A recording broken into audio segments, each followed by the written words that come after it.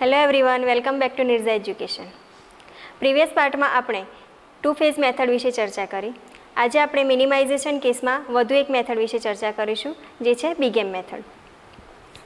તો big M method to solve the LPP involving greater or equal to type. આપણે minimum કેસમાં જે એલપીપી હશે તેના કોન્સ્ટ્રેન્ટ ગ્રેટર ઓર અથવા ઇક્વલ ટુ ટાઈપમાં હશે. Another method is big M method. આપણે આગળ ટુ ફેઝ મેથડ વિશે વાત કરી, આજે આપણે બીગેમ મેથડ વિશે વાત કરીશું. In which A high penalty cost is associated to the artificial variable and the computational algorithm is as follows. આપણે ટુ ફેઝ મેથડમાં જ્યારે વાત કરી ત્યારે આર્ટિફિશિયલ વેરિયેબલમાં આપણે -1 લેતા હતા. અહીંયા આપણે આર્ટિફિશિયલ વેરિયેબલમાં હાઈ પેનલ્ટી કોસ્ટ લેવાની છે, જેને આપણે એમ વડે દર્શાવીશું. તો સ્ટેપ 1 જોઈએ. Write the LPP in the standard form of maximization. આપણો આ કેસ મિનિમાઇઝેશન કેસમાં છે. ફર્સ્ટ ઓફ ઓલ આપણે તેને મેક્સિમાઇઝેશન કેસમાં કન્વર્ટ કરવાનો છે. Add slack, surplus and artificial variable in the constraint as started in a previous to section. આપણે આગળની બે મેથડમાં જે કોન્સ્ટ્રેન્ટમાં સ્લેક વેરિયેબલ, સરપ્લસ વેરિયેબલ અને આર્ટિફિશિયલ વેરિયેબલ એડ કરતા હતા, તે જ રીતે આ મેથડમાં પણ કોન્સ્ટ્રેન્ટમાં આપણે સ્લેક વેરિયેબલ, જો less or equal to type હશે તો slack variable, greater or equal to type હશે કોન્સ્ટ્રેન્ટની તો આપણે સરપ્લસ વેરિયેબલ સબટ્રેક્ટ કરીશું અને આર્ટિફિશિયલ વેરિયેબલ એડ કરીશું. But assign a very high value -m as a coefficient of the artificial variable. આપણે આગળની મેથડમાં ટુ ફેઝ મેથડમાં જ્યારે આર્ટિફિશિયલ વેરિયેબલમાં તેનો કોએફિશિયન્ટ -1 લેતા હતા, અહીંયા આપણે -m લેવાનું છે. સ્ટેપ 2.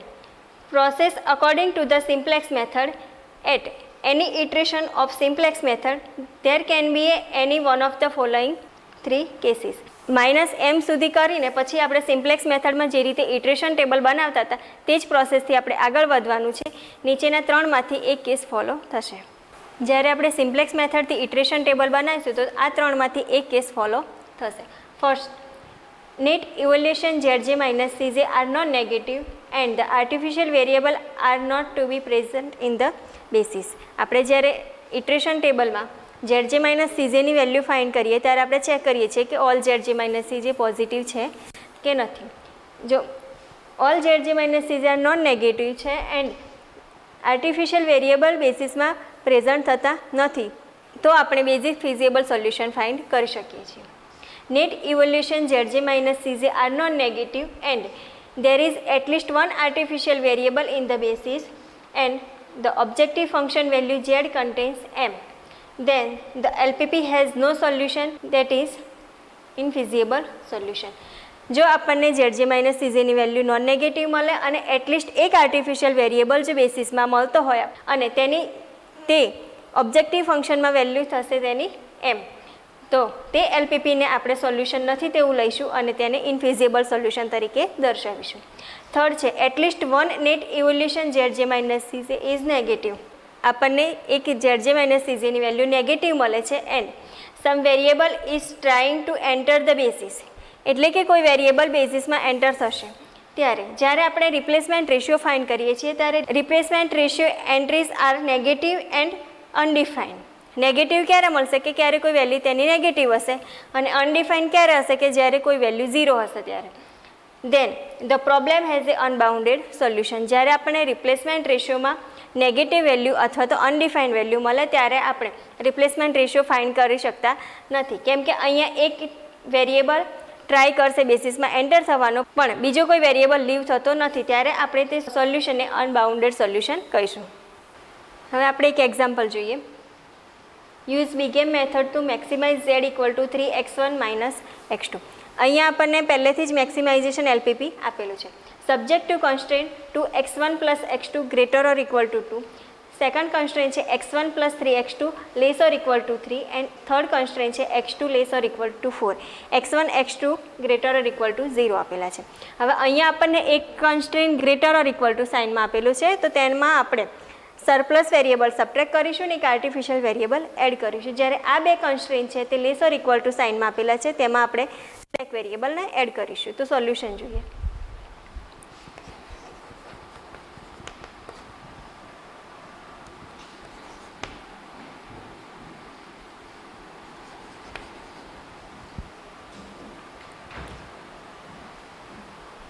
કટ કરો ને. ચાલશે, રહેવા દો.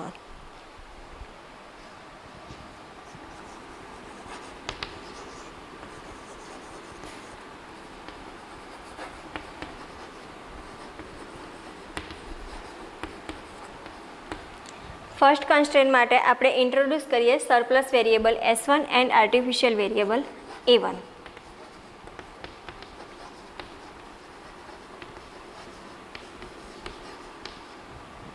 હવે સેકન્ડ એન્ડ થર્ડ કન્સ્ટ્રેન્ટની સાઇન આપેલી છે લેસ ઓર ઇક્વલ ટુ, તો તેમાં આપણે બે સ્લેક વેરિયેબલ એડ કરીશું.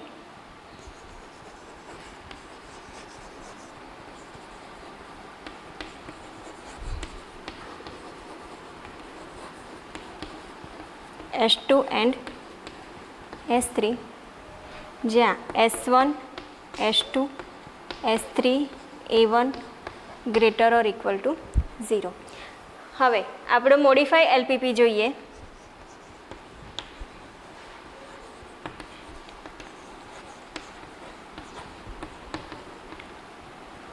હવે અહીંયા મેક્સિમાઇઝેશન કેસ આપેલો છે, તો આપણે મેક્સિમમ Z લઈશું. જો તમને અહીંયા મિનિમમ LPP આપ્યો હોય તો તેને મિનિમમમાંથી મેક્સિમમમાં કન્વર્ટ કરવા પડે. 3x1 - x2. હવે અહીંયા S1, S2, S3 લીધા છે, તો તેની કોસ્ટ આપણે 0 લઈશું. 0s1 + 0s2 + 0s3. હવે અહીંયા મેક્સિમાઇઝેશન કેસ છે ને, આપણે એક આર્ટિફિશિયલ વેરિયેબલ લીધું છે, તો તેની કોસ્ટ આપણે -m લઈશું. -a1. Subject to constraint,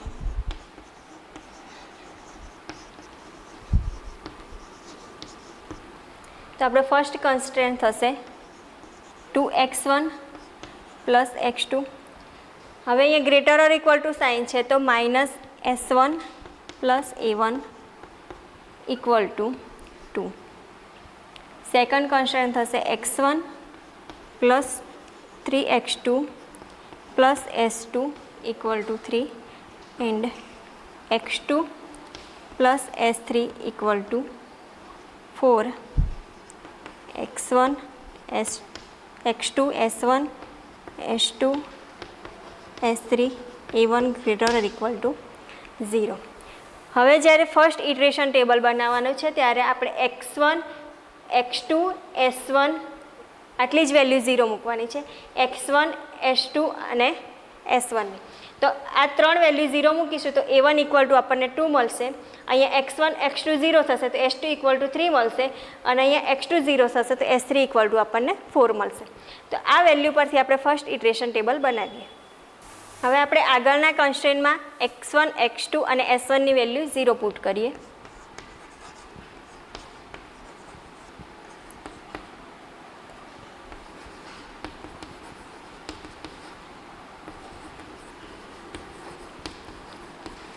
A1 equal to આપણને 2 મળશે, S2 ઇક્વલ ટુ 3 મળશે એન્ડ S3 ઇક્વલ ટુ આપણને 4 મળશે. તો આપણે ફર્સ્ટ ઇટરેશન ટેબલ બનાવીએ.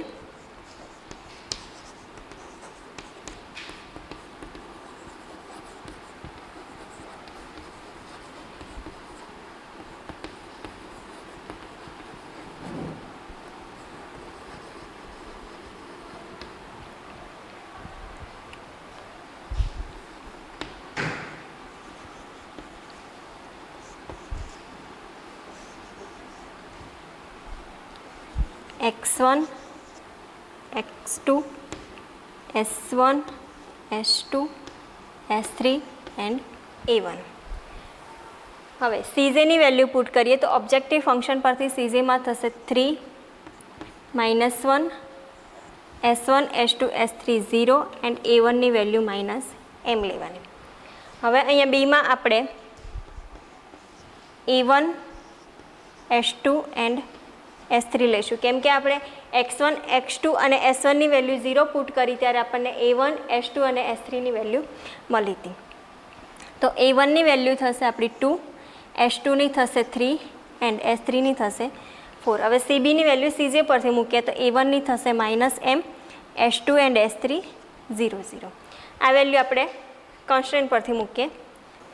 2 1 -1 0 0 1. સેકન્ડ કન્સ્ટ્રેન્ટ પરથી થશે x1 1, x2 3, s1 0, s2 1, 0 0. Third કન્સ્ટ્રેન્ટમાં x2 છે માટે x1 0 1, s1 s2 0, s3 1 and a1 0. હવે આપણે ZJ ની વેલ્યુ ફાઇન્ડ કરીએ.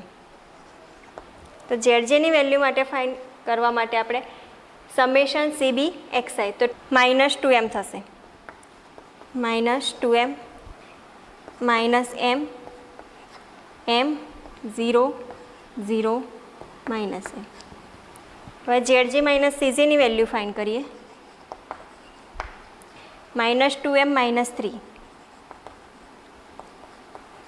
-m -1 એટલે +1 m - 0 m 0 - 0 0 0 - 0 0 and -m -m એટલે આ પણ 0 થઈ જશે.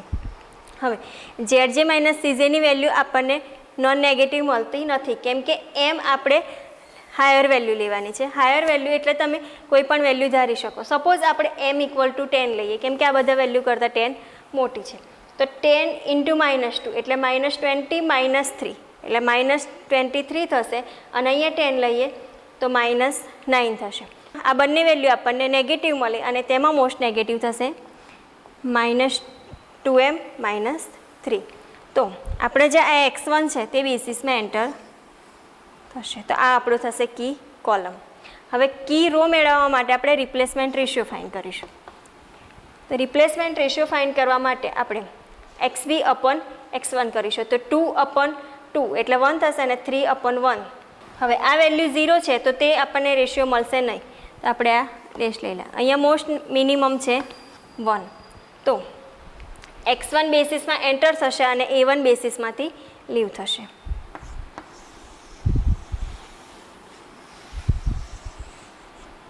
હવે અહીંયા આપણે કી એલિમેન્ટ મળ્યો આપણને 2. જેમ આપણે સિમ્પ્લેક્સ મેથડમાં કરતા હતા તે જ રીતે આગળ પ્રોસેસ કરવાની છે. કી એલિમેન્ટ આપણને 2 મળ્યો તો તેને આપણે 1 કરવાનો છે અને બાકીનાને 0 કરવાના છે. હવે આ થર્ડ રો તો આપણી 0 જ છે, પણ સેકન્ડ રોમાં 1 છે તો 1 - 1 કરીશું તો 0 મળશે. તો ફર્સ્ટ રોને આપણે 2 વડે ડિવાઈડ કરીશું અને સેકન્ડ રોને આપણે R2 - R1 ન્યૂ કરીને આને 0 કરીશું. તો નેક્સ્ટ ઇટરેશન ટેબલ જોઈએ. આગળના ઇટરેશન ટેબલ પરથી x1 બેસિસમાં એન્ટર થાય છે અને a1 લીવ થાય છે. તો જ્યારે આપણે ન્યૂ ઇટરેશન ટેબલ બનાવીએ ત્યારે અહીંયા a1 ની વેલ્યુ લેવાની નથી. તો અહીંયા વેલ્યુ થશે a1 ની જગ્યાએ x1 આવશે, s2 એન્ડ s3. CJ ની વેલ્યુ એઝ ઇટ ઇઝ રહેશે. તો CB ની વેલ્યુમાં x1 આગળ ચેન્જ થશે, અહીંયા 3 થશે અને આ બે વેલ્યુ 0 0.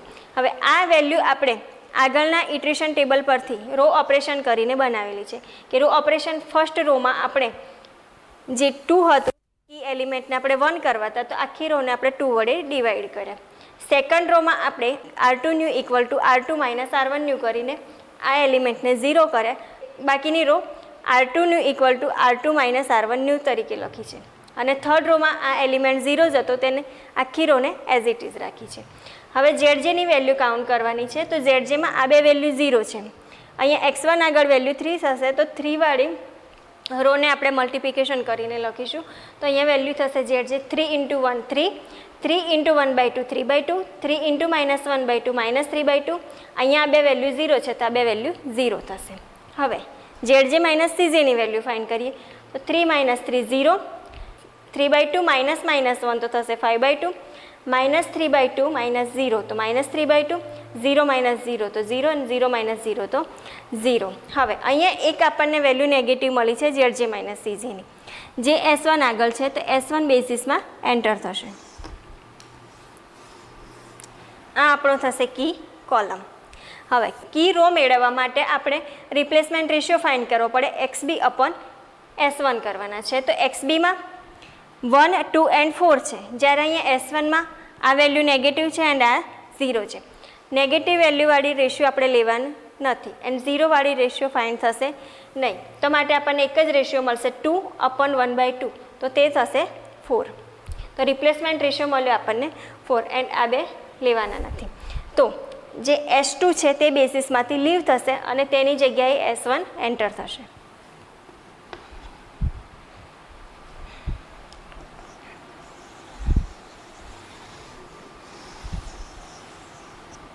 તો ન્યૂ ઇટરેશન ટેબલમાં આપણે S2 ને લીવ કરીશું ને તેની જગ્યાએ S1 ને લાવીશું. હવે આગળના ઇટરેશન પરથી આપણે S1 ને બેસિસમાં એન્ટર કરીશું અને S2 ને લીવ કરીશું. હવે અહીંયા S2 લેવાના નથી. અહીંયા બીની વેલ્યુમાં આપણે S2ની જગ્યાએ S1 લીધા છે. તો CJની વેલ્યુ એઝ ઇટ ઇઝ રહેશે. CBમાં x1 3, S1 0 એન્ડ S2 0. હવે આ જે ઇટરેશન છે તે આગળના ઇટરેશન પરથી રો ઓપરેશન કરીને બનાવેલું છે કે તેમાં આપણે S1 એન્ટર થતા હતા અને સેકન્ડ રો જે R2 છે તેમાં 1/2 હતા તે આપણો કી એલિમેન્ટ મળતો હતો. તો સેકન્ડ રોને આપણે 2 વડે મલ્ટિપ્લિકેશન કરીને અહીંયા 1 લીધા છે. અહીંયા -1/2 હતા. તો R1 પ્લસ R2 કરીને અને 0 કર્યા છે અને આ થર્ડ વેલ્યુ 0 જ હતી. તો તે આખી રોને આપણે એઝ ઇટ ઇઝ રાખ્યા છે. તો આપણું ઓપરેશન થશે R2 new equal to 2 × R2 and R1 new equal to R1 plus R2. તેના પરથી આપણે આ ઇટરેશન ટેબલ બનાવ્યું છે. હવે ZJની વેલ્યુ ફાઇન્ડ કરીએ. હવે આ બે વેલ્યુ 0 છે તો તેનો કોઈ પણ વેલ્યુ સાથેનું મલ્ટિપ્લિકેશન 0 થશે. તો માટે આપણે 3 વડે મલ્ટિપ્લિકેશન કરીશું. 3 × 1 તો 3, 3 × 3 તો 9, 3 × 0 એન્ડ 3 × 0 તો બંને વેલ્યુ 0 થશે. હવે ZJ - CJની વેલ્યુ ફાઇન્ડ કરીએ તો 3 - 3 0, 9 - -1 તો 10, 0 - 0 0 એન્ડ 0 - 0 0. હવે આપણને અહીંયા all ZJ - CJ non negative મળે છે. માટે આપણે optimum basic feasible solution find કરી શકીશું. કઈ વેલ્યુ આગળ? તો x1 = 3 આગળ. તો x1 = 3 એન્ડ x2 = 0 આગળ આપણને બેઝિક ફિઝિબલ સોલ્યુશન મળશે. તો આપણું મેક્સિમમ z થશે 3x1 - x2 તો 3 × 3 9 એન્ડ -0 તો આપણને મેક્સિમમ z મળશે 9. તો આપણે બેઝિક ફિઝિબલ સોલ્યુશન મળશે x1 = 3 આગળ એન્ડ x2 = 0 આગળ. તો મેક્સિમમ z આપણું થશે 3x1 - x2 થશે મેક્સિમમ z = 9. હવે આપણે બીજું એક એક્ઝામ્પલ જોઈએ. Use big M method to maximize z = 3x1 + 2x2 અને કન્સ્ટ્રેન્ટ આપેલા છે 2x1 + x2 laser equal to 2 and second constraint છે 3x1 + 4x2 greater or equal two 12, x1 x2 greater or equal to 0 આપેલા છે. હવે અહીંયા આપણને બંને કન્સ્ટ્રેન્ટની સાઇન અલગ અલગ આપેલી છે. અહીંયા છે લેસર ઇક્વલ ટુ તો આપણે અહીંયા એક સ્લેક વેરિયેબલ એડ કરીશું અને અહીંયા છે ગ્રેટર ઓર ઇક્વલ ટુ તો અહીંયા આપણે એક સરપ્લસ વેરિયેબલ સબટ્રેક્ટ કરીશું અને એક આર્ટિફિશિયલ વેરિયેબલ એડ કરીશું.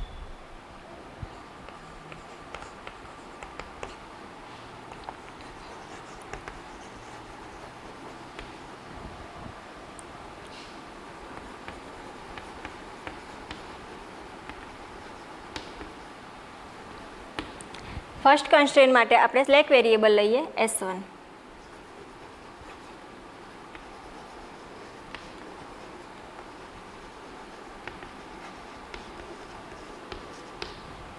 સેકન્ડ કન્સ્ટ્રેન્ટ માટે આપણે એક સરપ્લસ વેરિયેબલ S2 લઈએ એન્ડ આર્ટિફિશિયલ વેરિયેબલ A1.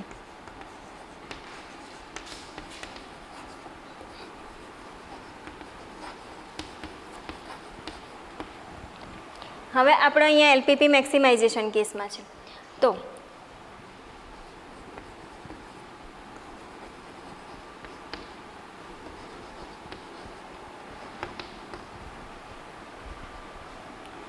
આપણું ઓબ્જેક્ટિવ ફંક્શન થશે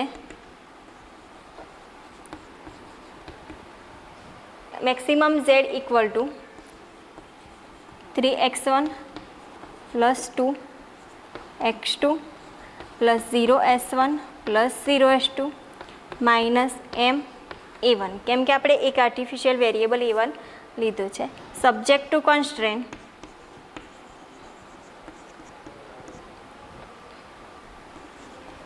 x1 + x2 + s1 = 2 and second constraint થશે 3x1 + 4x2 -s2 + a1 = 12.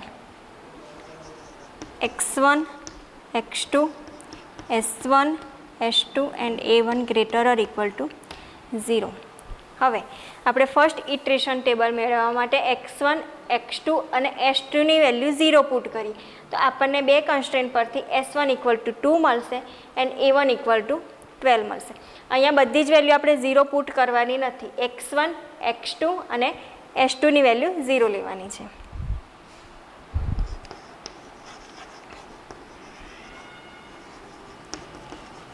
x1 x2 and s2 equal to 0.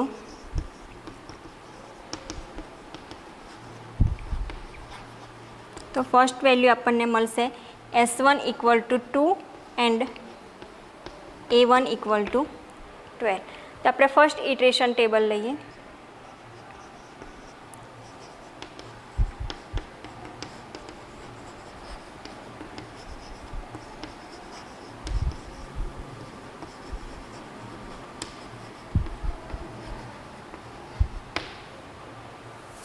First iteration table cj xb b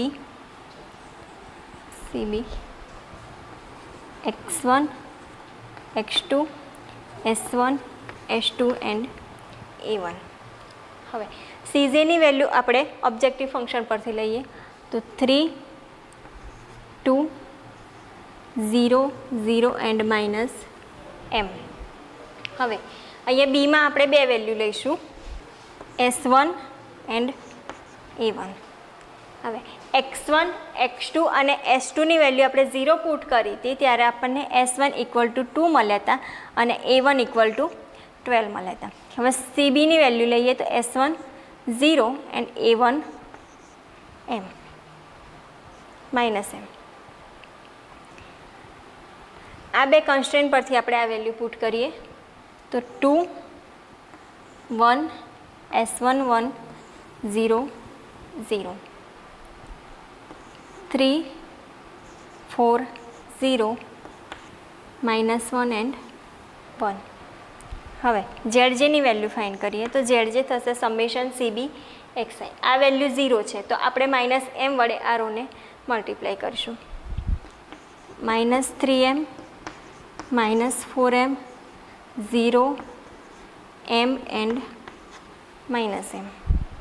હવે જેડજે minus CJ find કરીએ તો થશે minus 3m minus 3 minus 4m minus 2 0 m minus m minus minus m તો થશે 0. હવે આપણે એમની આપણે હાયર વેલ્યુ લેવાની છે તો હાયર વેલ્યુ લઈશું તો આપણે આ જે માઇનસ 4m માઇનસ 2 થશે એ મોસ્ટ નેગેટિવ થશે તો તે બેસિસમાં એન્ટર થશે એટલે કે x2 બેસિસમાં એન્ટર થશે અને આ થશે આપણો કી કોલમ. હવે કી રો મેળવવા માટે આપણે રિપ્લેસમેન્ટ રેશિયો ફાઇન્ડ કરીશું xb અપોન x2 તો 2 અપોન 1 2 એન્ડ 12 અપોન 4 તો થશે 3. તો આપણે રિપ્લેસમેન્ટ રેશિયો ફાઇન્ડ કરીએ xb અપોન x2 તો 2 અપોન 1 12 અપોન 4 તો થશે 3. તો મોસ્ટ મિનિમમ થયો આપણો 2. તો x2 જે છે તે બેસિસમાં એન્ટર થશે અને s1 બેસિસમાંથી લીવ થશે.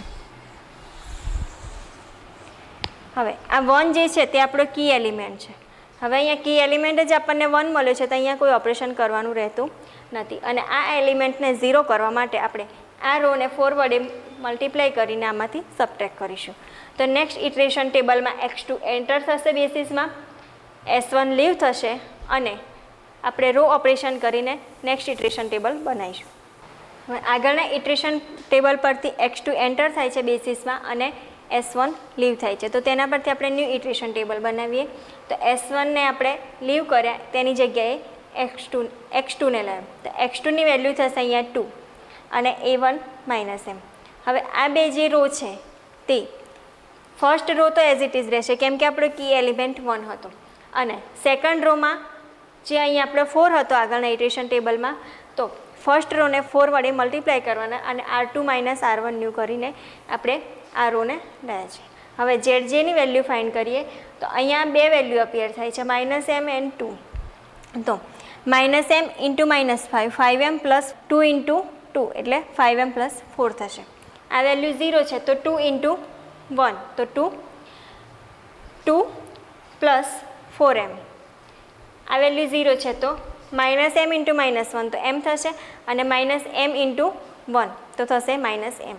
હવે જેડ જે માઇનસ સીજેની વેલ્યુ ફાઇન્ડ કરીએ તો 5m + 4 - 3 તો 5m + 1 2 - 2 0 4m + 2 - 0 તો 4m + 2 m - 0 તો m અને minus M minus minus M તો આ વેલ્યુ થશે 0. હવે જેડ જે માઇનસ સીજેની વેલ્યુમાં આપણે એમ તો મળે છે પણ એમની જે વેલ્યુ છે તે આપણે હાઈ વેલ્યુ લેવાની છે. પોઝિટિવ લઈએ તો આ બધી જ વેલ્યુ આપણને નોન નેગેટિવ મળે છે કે જેડ જે માઇનસ સીજે આપણને નોન નેગેટિવ મળે. પણ અહીંયા A1 આપણે બેસિસમાં છે, A1 બેસિસમાં અપિયર છે એટલે કે આર્ટિફિશિયલ વેરિયેબલ એક બેસિસમાં અપિયર છે અને જેડ જે માઇનસ સીજે આપણે અહીંયા બધા જ નોન નેગેટિવ છે. તો આ એલપીપીનું સોલ્યુશન આપણને ઇનફિઝિબલ સોલ્યુશન મળશે. Here the coefficient of m in each zj minus cj are non-negative and the artificial variable appear. આગળના ઇટરેશન ટેબલમાં zj minus cj ની વેલ્યુ આપણને નોન નેગેટિવ મળે છે અને એક આર્ટિફિશિયલ વેરિયેબલ અપિયર થાય છે. Thus the LPP has a infeasible solution. આ એલપીપીનું આપણને ઇનફિઝિબલ સોલ્યુશન મળે છે. મિત્રો આ વિડીયો ગમ્યો હોય તો લાઈક કરો, શેર કરો અને નિર્ઝ એજ્યુકેશનને સબસ્ક્રાઈબ કરો. Thank you.